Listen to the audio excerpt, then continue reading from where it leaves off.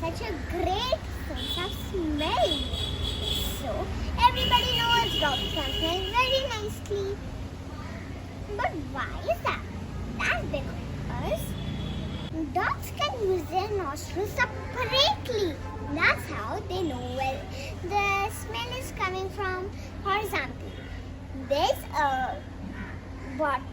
a container of Maggi, and we can smell it, of course, right? But we don't know where is it coming from.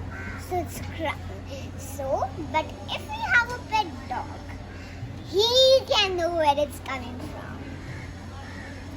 Second, that inside the dog's body, they separate the air into two parts. One for breathing, one for smelling. That's how they'll be able to do both at the same time. Bye.